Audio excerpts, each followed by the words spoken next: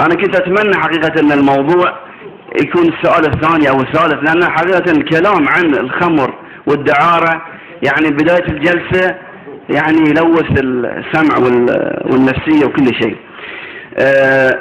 طبعا أبين أولا أن سؤالي كان موجه عن الخمور وتوقيفه وإغلاق المراقص. لو سمحتوا يا إخوان كان عن المراقص والخمور في فنادق فئة النجم والنجمتين. مو معنى هذه ان في 3 و4 هي حلال، لكن احنا من باب تقليل الشر، وان القرار صدر من الوزارة وكنا نبي نتابع. والا معالي الرئيس ايها الاخوة ان الخمر حرام، وما يجوز لنا احنا كدولة اسلامية ندخل الخمر في البحرين، وكل من يرضى بادخال الخمر فهو آثم لا محالة، ويحاسب على كل كأس خمر يصب في هذا البلد. ما يجوز لنا احنا دولة اسلامية ندخل الخمر ولا الرقص ولا الدعارة ولا الزنا في النجمة ولا النجمتين ولا 3 ولا 4 ولا 5. هذه بغيت اوضحها. معالي الرئيس، هذا الموضوع الشائك ليس وليد اليوم، تكلم عنه النائب الشيخ ابراهيم بوصندر في فبراير 2007، وجه سؤال للوزير الاسبق سعادة الدكتور محمد عبد الغفار، رد فيه الدكتور باختصار الرد المعروف كله كت بيست على كل الردود. قام قطاع شؤون السياحة بإجراء مسح شامل لجميع المنشآت السياحية في المملكة، وذلك بهدف إعادة تنظيم وتوزيع تلك المنشآت من أجل إيجاد بيئة سياحية مواتية للاستثمار إلى آخره. كذلك النائب جزاه الله خير الشيخ محمد خالد تقدم أيضا بسؤال إلى محمد عبد الغفار ورد عليه، قال له عليه فقد قام القطاع بالتنسيق مع الجهات المختصة والمعنية بإعداد خطة تهدف إلى تطوير الاستثمار في المجال السياحي إلى آخره. عبد الحليم مراد قدم سؤال حق جهاد بو كمال في 2007 وقال له ترى المفتشين عندك قليل، وهناك أنباء أن المفتشين يحصلون على رشاوي، عنده 6 مفتشين كان فقط يحصلون رشاوي، يروح الفندق المبلغ جاهز، وأجل الله السامع والموجودين ويعذروني أخواتي قبل إخواني، حتى البنات جاهزين في الفندق للأسف. يعذروني إخواني أتكلم بهذه اللهجة لأن طفح الكيل. رد عليه قال نعم والله احنا عندنا نقص، لكن بالرغم من هذا النقص إلا أن الموظفين يقومون ببذل أقصى جهودهم لتأدية واجبتهم. ثم تقدم سؤال معالي الوزيرة، وأنا ما أوجه كل اللوم لها، هذه مشكلة متسلسلة منذ القدم.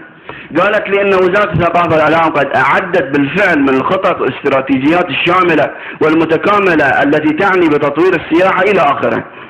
هذا يا معالي الرئيس قانون رقم 1/2008 بشأن مكافحة الاتجار بالبشر، وهذه قرار بعد تشكيل لجنة وطنية لمكافحة الاتجار بالبشر والأشخاص. هذه كلام كله إنشائي، تسمح لي معالي الوزيرة فعلا إنشائي. أنا عندي حصيلة تجربة 3 سنوات، مو قضية واحد قال لي خبر ولا خذينا خبر من الجريدة. هذه يا أخوان حصيلة 3 سنوات من البحث وإرسال فرق ولجان إلى هذه الفنادق والمناطق السياحية. بعد ذلك اكتشفنا معالي الرئيس وللأسف، وقبل أن أتكلم هالكلام معالي الرئيس رحنا حق كل المسؤولين، كل اللي يخطرون في بالكم رحنا لهم حتى ما نشوه سمعة بلدنا. 3 سنوات واحنا نروح حق مسؤول نعطيه الأسماء ونعطيه المخالفات، والوزير اتصلت به يمكن 3-4 مرات، طلبت معاه لقاء قالت إن شاء الله، وما شفنا شيء، لا لقاء ولا اجتماع. هذه يا معالي الرئيس شكلنا فرق راحت إلى الفنادق. اسمحوا لي الأخوات قبل الأخوان استغلوا هذه الفرق، مثلكم شرواكم ناس يبكون من أجل هذا الوطن، راحوا إلى الفنادق تقريبا 20 فندق. أول ما توصل الفندق يقول لك الآسيوي اللي قاعد تحت للأسف بين قوسين قواد، يقول لك ادفع 20 دينار واركب الغرفة المظلمة. واسمحوا لي يا أخوان هذا واقع موجود للأسف، تركب الغرفة المظلمة وهناك غرف تؤجر بالساعة والنص ساعة والساعتين. لنعد إلى رد الوزير، أنا ما أتكلم عن فراغ، أنا أتكلم عن تجربة 3 سنوات زيارات ميدانية لهذه الأماكن. تقول الوزيرة في إجابته في صفحة 11 فندق البستان صاحبه معروف طبعا. رقم 2 في الجدول فندق البستان بأنه أغلق، والصحيح بأن الديسكو للبارحة أنا مطرش واحد الديسكو بس بابه من وراء مفتوح. إن كانت تعلم تلك مصيبة، وإن كانت لا تعلم فالمصيبة أعظم. خلي تروح الليلة طرش أحد، وإذا مو صحيح باشر تكتب الجريدة عبد الحليم كذاب.